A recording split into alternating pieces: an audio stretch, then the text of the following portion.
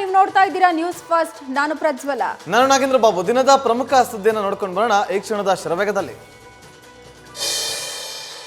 ವಿಧಾನಸೌಧದಲ್ಲಿ ಬೆಳಗ್ಗೆ 10:30ಕ್ಕೆ ಮುಖ್ಯಮಂತ್ರಿ ಬಿಎಸ್ ಯಡಿಯೂರಪ್ಪ ಅವರ ನೇತೃತ್ವದಲ್ಲಿ ನಡೆದ ಸಂಪುಟ ಸಭೆ ಕೇವಲ 10 ನಿಮಿಷಗಳಲ್ಲಿ ಮುಕ್ತಾಯವಾಯಿತು. ಸಂಪುಟ ವಿಸ್ತರಣೆ ಕುರಿತು ದೆಹಲಿಗೆ ಸಿಎಂ ತೆರಳಬೇಕಿದ್ದರಿಂದ ಬೇಗನೆ ಸಭೆ ಮುಗಿಸಲಾಯಿತು. ಇನ್ನು ಈ ಬಾರಿಯ ವಿಧಾನಮಂಡಲ ಚಳಿಗಾಲದ ಅಧಿವೇಶನವನ್ನು ಡಿಸೆಂಬರ್ 7ರಿಂದ ಆರಂಭಿಸಿ ಡಿಸೆಂಬರ್ 15ರವರೆಗೆ ನಡೆಸೋದಕ್ಕೆ ಸಂಪುಟ ಸಭೆಯಲ್ಲಿ ನಿರ್ಧರಿಸಲಾಗಿದೆ. ರಾಜ್ಯ ಸಚಿವ ಸಂಪುಟ ಪುನಾರಚನೆ ವಿಚಾರಕ್ಕಾಗಿ ಮುಖ್ಯಮಂತ್ರಿ ಬಿಎಸ್ ಯಡಿಯೂರಪ್ಪ ಅವರು ಬೆಳಗ್ಗೆ 11:30ಕ್ಕೆ HAL ವಿಮಾನ ನಿಲ್ದಾಣದಿಂದ ದೆಹಲಿಗೆ ತೆರಳಿದ್ರು. ಮಧ್ಯಾಹ್ನ 2:30ರ ವೇಳೆಗೆ ದೆಹಲಿ ತಲುಪಲಿರುವ ಸಿಎಂ ಹೈಕಮಾಂಡ್ ಬಳಿ ಸಂಪುಟ ಸರ್ಜರಿಯ ಬಗ್ಗೆ ಸಮಾಲೋಚನೆ ನಡೆಸಲಿದ್ದಾರೆ. ಸಂಪುಟ ಸರ್ಜರಿಗೆ ಒಪ್ಪಿಗೆ ಸಿಕ್ಕ ಬಳಿಕ ರಾತ್ರಿ 8:30ಕ್ಕೆ ದೆಹಲಿಯಿಂದ ಬೆಂಗಳೂರಿನತ್ತ ಪ್ರಯಾಣ ಬೆಳೆಸುತ್ತಾರೆ ಎನ್ನಲಾಗಿದೆ. ಸಚಿವ ಸಂಪುಟ ವಿಸ್ತರಣೆ ಹಿನ್ನೆಲೆಯಲ್ಲಿ ಹಳ್ಳಿಹಕ್ಕಿ ಎಚ್ ವಿಶ್ವನಾಥ್ ದೆಹಲಿಗೆ ಹಾರಿದ್ದಾರೆ.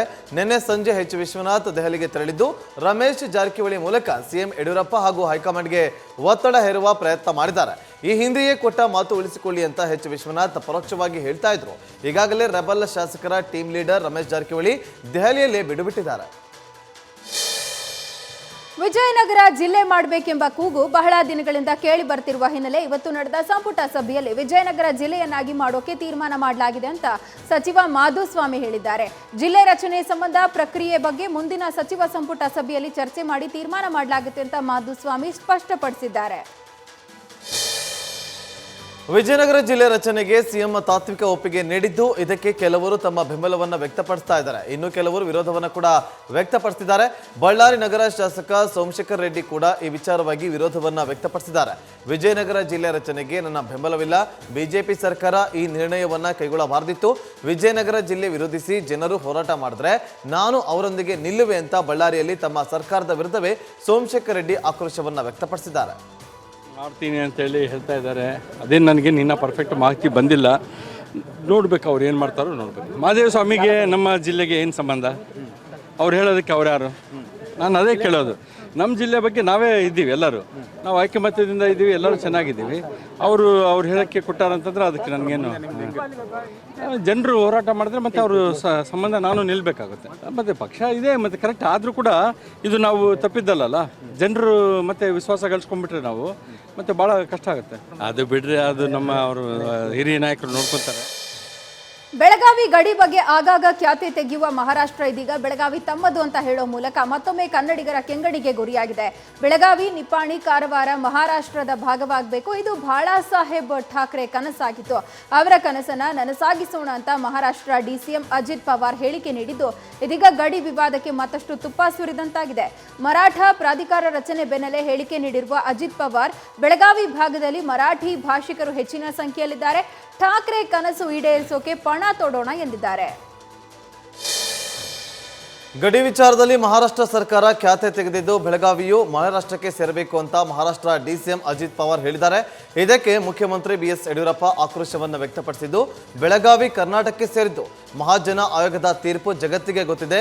ಮರಾಠಿಗರು ಕಟ್ಟ ಹಿಂದುತ್ವವಾದಿಗಳು. ಹೀಗಾಗಿ ನಾವು ಮರಾಠ ಅಭಿವೃದ್ಧಿ ಪ್ರಾಧಿಕಾರ ರಚನೆ ಮಾಡಿದ್ದೇವೆ. ಆದರೆ ಇದೀಗ ಬೆಳಗಾವಿ ನಮ್ಮದು ಎಂದಿರುವ ಅಜಿತ್ ಪವಾರ್ ಹೇಳಿಕೆಯನ್ನ ಖಂಡಿಸುತ್ತೇವೆ ಅಂತ ಸಿಎಂ ಯಡಿಯೂರಪ್ಪ ಹೇಳಿದರು. ಅಜಿತ್ ಪವಾರ್ ಖ್ಯಾತೆ ತೆಗೆಯುವಂತ ಕಾರಣ ಮಾಡಿ ಒಂದು ರೀತಿ ಜನರಲ್ಲಿ ಗೊಂದಲ ಉಂಟು ಮಾಡುವಂಥ ಕೆಲಸ ಮಾಡ್ತಿದ್ದಾರೆ. ಅದನ್ನು ನಾನು ಖಂಡಿಸ್ತೇನೆ. ಮಹಾಜನ ಆಯೋಗದ ತೀರ್ಪು ಅಂತಿಮ ಅನ್ನುವಂಥದ್ದು ಜಗತ್ತಿಗೆ ಗೊತ್ತಿರುವಂಥದ್ದು. ಮರಾಠಿಗರು ನಮ್ಮ ರಾಜ್ಯದ ಕನ್ನಡಿಗರೇನೆ. ಇದು ಮರಾಠ ಅಭಿವೃದ್ಧಿಗಾಗಿ ಮಾಡುವಂಥ ಪ್ರಾಧಿಕಾರ. ಮರಾಠಿಗಳು ಸಹ ಕಟ್ಟ ಹಿಂದುತ್ವವಾದಿಗಳು. ಬೆಳಗಾವಿ ವಿಶ್ವ ಕನ್ನಡ ಸಮ್ಮೇಳನದಲ್ಲೂ ಸಹ ಬಹಳ ದೊಡ್ಡ ಪ್ರಮಾಣದಲ್ಲಿ ಬಂದು ಎಲ್ಲ ಭಾಗವಹಿಸಿ ಕಾರ್ಯಕ್ರಮದಲ್ಲಿ ಇದ್ದರು. 5ನೇ ತಾರೀಕು ಮರಾಠ ಪ್ರಾಧಿಕಾರ ರಚನೆಯನ್ನ ವಿರೋಧಿಸಿ ಕೆಲ ಸಂಘಟನೆಗಳು ಡಿಸೆಂಬರ್ 5ರಂದು ಪ್ರತಿಭಟನೆ ನಡೆಸೋಕೆ ಮುಂದಾಗಿದೆ. ಈ ಬಗ್ಗೆ ಪ್ರತಿಕ್ರಿಯೆ ನೀಡಿರುವ ಮುಖ್ಯಮಂತ್ರಿ ಬಿಎಸ್ ಯಡಿಯೂರಪ್ಪ ಅವರು ಮರಾಠಿಗರ ಏಳಿಗೆಗೆ ಅಭಿವೃದ್ಧಿ ಪ್ರಾಧಿಕಾರ ಮಾಡಲಾಗಿದೆ. ಆದರೆ ಇದನ್ನ ವಿರೋಧಿಸಿ ಪ್ರತಿಭಟನೆ ಮಾಡೋದು ಸರಿಯಲ್ಲ. ಮರಾಠ ಪ್ರಾಧಿಕಾರ ರಚನೆ ಮಾಡಿರುವ ಹಿಂದೆ ಯಾವುದೇ ರಾಜಕಾರಣ ಇಲ್ಲ. ಪ್ರಾಧಿಕಾರ ರಚನೆಗೆ ವಿರೋಧಿಸಿ ಒತ್ತಾಯದಿಂದ ಬಂದ್ ಆಚರಿಸೋಕೆ ಮುಂದಾದ್ರೆ ಕಟ್ಟುನಿಟ್ಟಿನ ಕ್ರಮ ಕೈಗೊಳ್ಳಲಾಗುತ್ತೆ ಅಂತ ಸಿಎಂ ಯಡಿಯೂರಪ್ಪ ಎಚ್ಚರಿಕೆ ನೀಡಿದ್ದಾರೆ. ಅಗತ್ಯ ಇಲ್ಲ. ನಾನು ಬಂದು ಕರೆ ಕೊಟ್ಟರು ಎಲ್ಲರಲ್ಲೂ ಕೈ ಜೋಡಿಸಿ ಪ್ರಾರ್ಥನೆ ಮಾಡ್ತೇನೆ. ಗೊಂದಲ ಉಂಟು ಮಾಡುವಂಥ ಕೆಲಸ ಮಾಡಬೇಡಿ. ನಾವು ಮರಾಠ ಅಭಿವೃದ್ಧಿಗಾಗಿ ಪ್ರಾಧಿಕಾರ ಮಾಡುವುದು ಬೇರೆ ಕಾರಣಕ್ಕೋಸ್ಕರ ಅಲ್ಲ. ಬಲಾತ್ಕಾರದ ಬಂದ್ ಮಾಡೋಕೆ ಕೊಟ್ಟರೆ ಕಟ್ಟುನಿಟ್ಟಿನ ಕ್ರಮ ತಗೊಳ್ಬೇಕಾಗುತ್ತೆ. ಅದಕ್ಕೆ ಅವಕಾಶ ಕೊಡಬೇಡಿ ಅಂತೇಳಿ ನಾನು ವಿನಂತಿಯನ್ನು ಮಾಡ್ತೀನಿ. ಮರಾಠ ಅಭಿವೃದ್ಧಿ ಪ್ರಾಧಿಕಾರ ಸ್ಥಾಪನೆಯ ಬಗ್ಗೆ ಪರ ವಿರೋಧ ಚರ್ಚೆಗಳು ಆಗುತ್ತಿರುವ ನಡುವೆಯೇ ಸಚಿವರು ಪ್ರಾಧಿಕಾರದ ಪರವಾಗಿ ಬ್ಯಾಟ್ ಬೀಸಿದ್ದಾರೆ.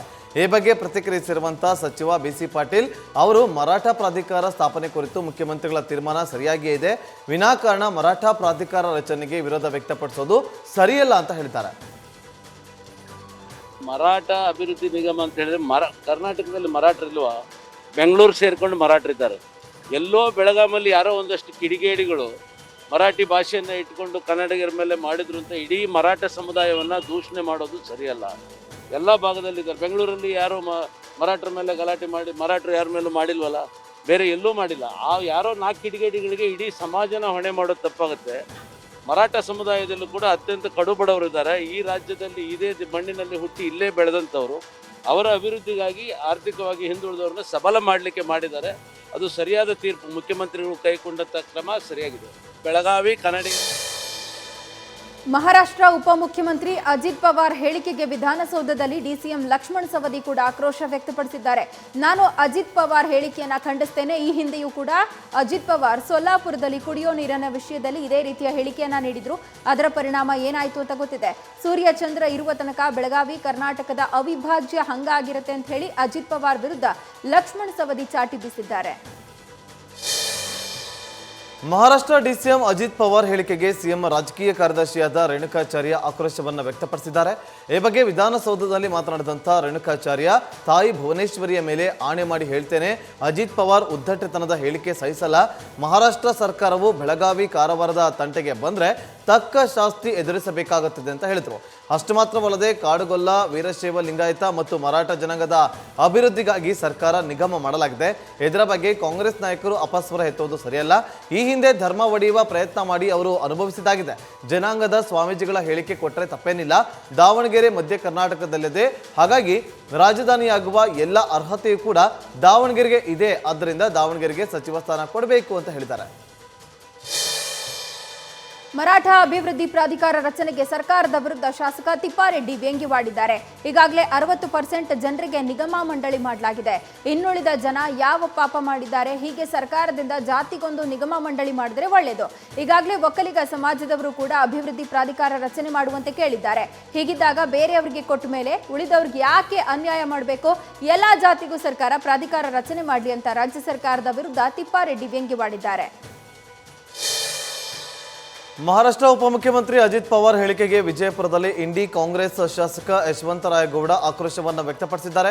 ಪ್ರಜ್ಞಾವಂತ ನಾಯಕರು ತಮ್ಮ ಮಿತಿಗಳನ್ನು ಮೀರಿ ಮಾತನಾಡಬಾರದು.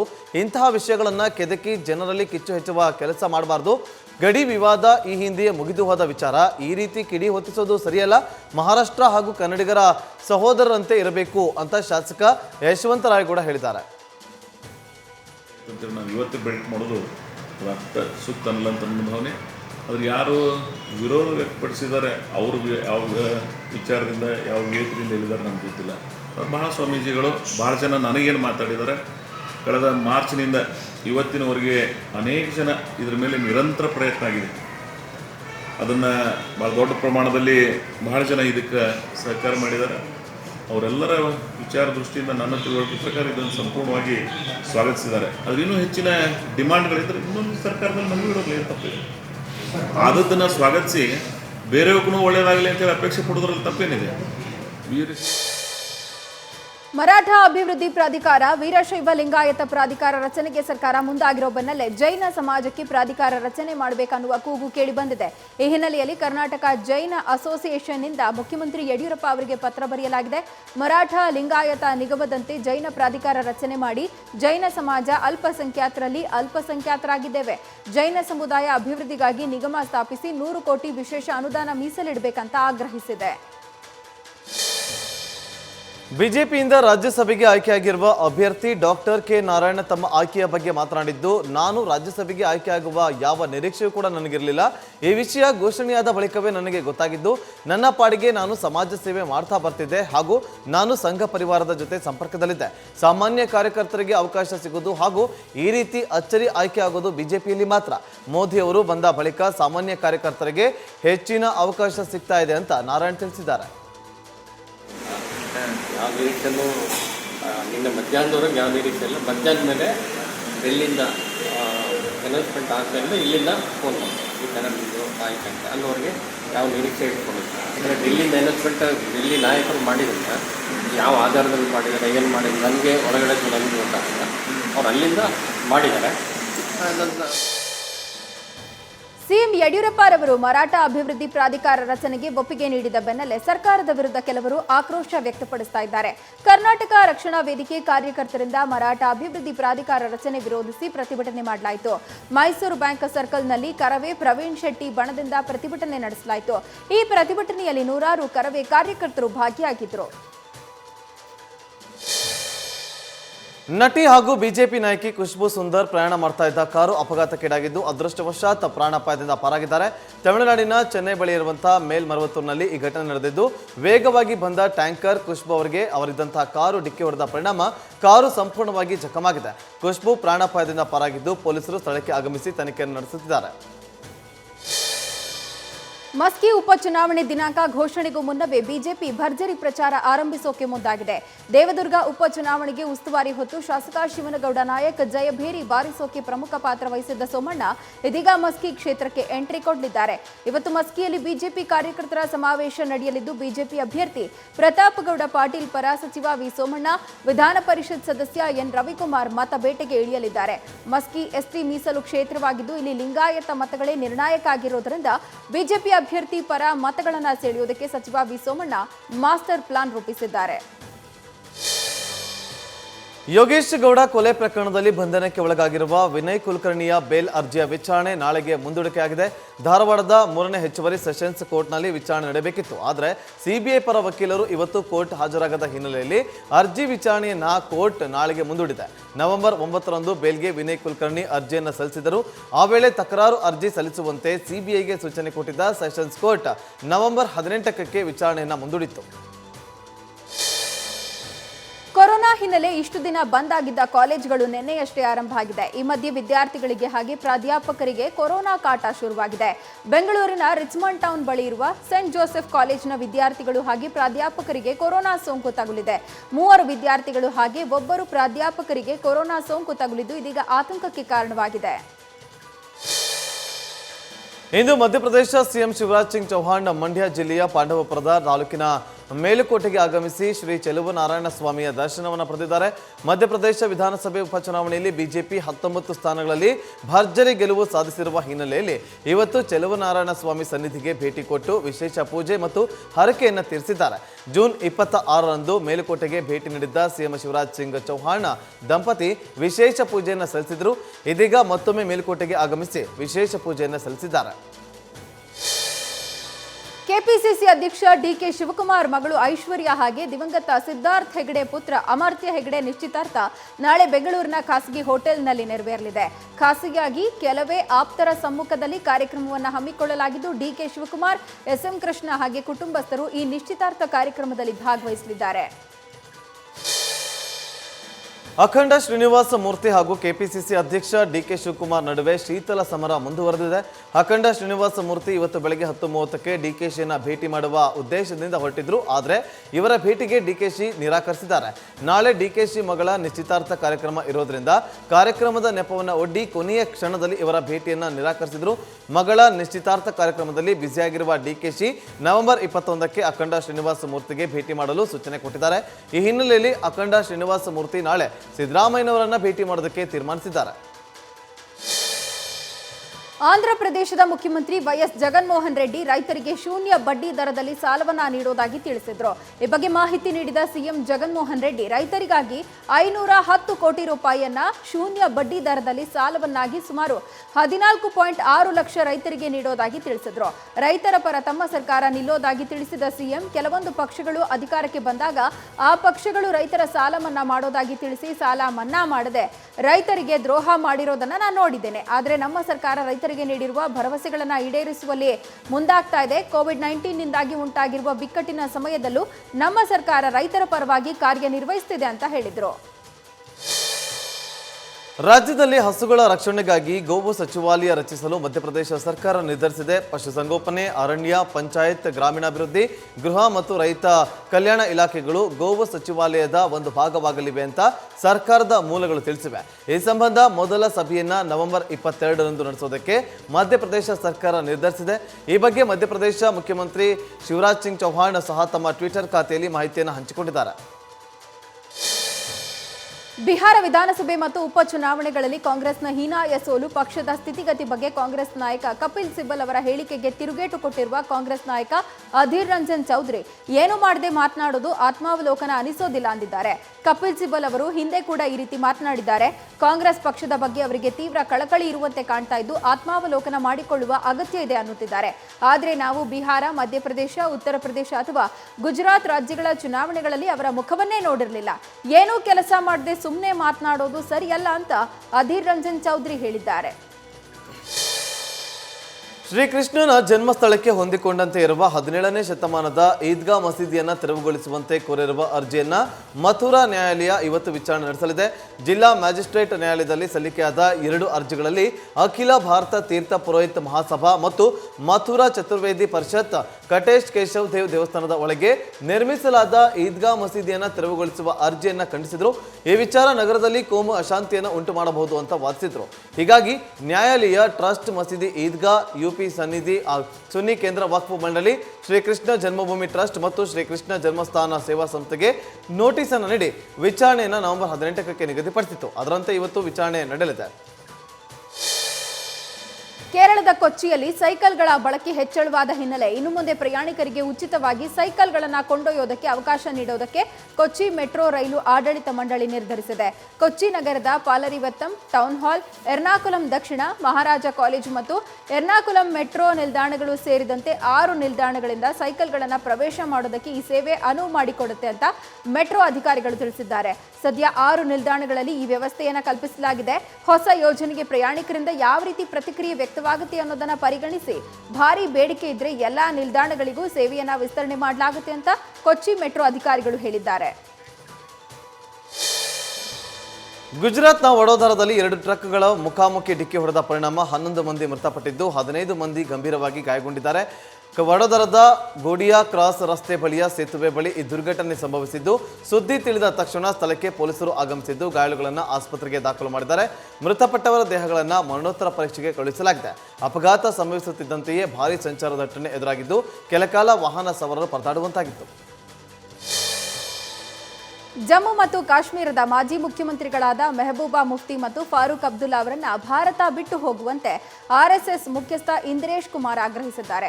ರಾಷ್ಟ್ರಧ್ವಜದ ತ್ರಿವರ್ಣದ ಮೇಲಿನ ಅವರ ಹೇಳಿಕೆಗಳು ಜಮ್ಮು ಮತ್ತು ಕಾಶ್ಮೀರದಲ್ಲಿ ವಿಶೇಷ ಸ್ಥಾನಮಾನ ಪುನಃಸ್ಥಾಪಿಸೋಕೆ ಚೀನಾದ ಸಹಕಾರ ಕೇಳ್ತಿರೋದಾಗಿ ಆರೋಪಿಸಿರುವ ಇಂದ್ರೇಶ್ ಕುಮಾರ್ ಪಾಕಿಸ್ತಾನ ಮತ್ತು ಚೀನಾಕ್ಕೆ ತೆರಳುವಂತೆ ಹೇಳಿದ್ದಾರೆ.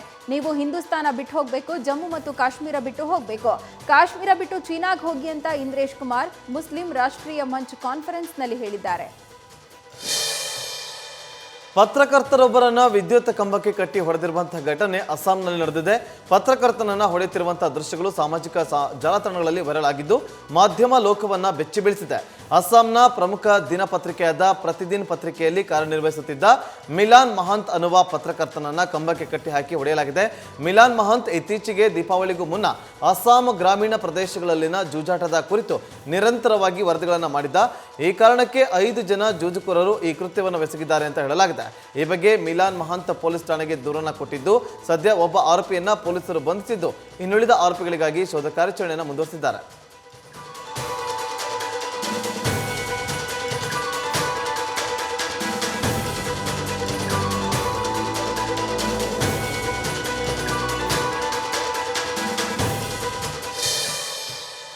ಕೊರೋನಾಗೆ ಲಸಿಕೆ ಕಂಡುಹಿಡಿಯಲು ವಿಶ್ವದ ನಾನಾ ಕಂಪನಿಗಳು ಪೈಪೋಟಿಗೆ ಬಿದ್ದಿದೆ. ಆದರೆ ಸದ್ಯ ಭಾರತೀಯರು ವಿದೇಶಿ ಲಸಿಕೆಗಳಿಗಿಂತಲೂ ಸ್ಥಳೀಯವಾಗಿ ಪ್ರಯೋಗಕ್ಕೆ ಒಳಗಾಗ್ತಿರುವ ಲಸಿಕೆಗಳ ಬಗ್ಗೆ ಹೆಚ್ಚು ನಿರೀಕ್ಷೆ ಇಡಬೇಕಂತ ಪ್ರಧಾನಿಗಳ ಸಲಹಾ ಸಮಿತಿಯ ಮುಖ್ಯಸ್ಥರು ಹೇಳಿದ್ದಾರೆ.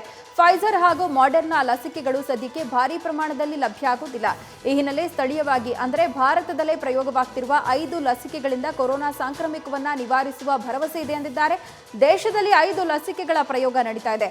ಇದರಲ್ಲಿ 2 ವ್ಯಾಕ್ಸಿನ್ಗಳು 3ನೇ ಹಂತದ ಪರೀಕ್ಷೆಯಲ್ಲಿದೆ. ಹಾಗೆ ಝೈಡಸ್ ಕ್ಯಾಡಿಲಾದ ಝೈಕೋವ್ ಡಿ ವ್ಯಾಕ್ಸಿನ್ನ 2ನೇ ಹಂತದ ಪರೀಕ್ಷೆ ಮುಗಿದಿದ್ದು ಮುಂದಿನ ವಾರ 3ನೇ ಹಂತದ ಪರೀಕ್ಷೆ ಆರಂಭ ಆಗುತ್ತೆ. ಇನ್ನು ರಷ್ಯಾದ ಸ್ಪುಟ್ನಿಕ್ ವಿ ಲಸಿಕೆ 3ನೇ ಹಂತದ ಪ್ರಯೋಗ ಕೂಡ ಶೀಘ್ರದಲ್ಲಿ ಆರಂಭ ಆಗುತ್ತೆ ಅಂತ ತಿಳಿದು ಬಂದಿದೆ.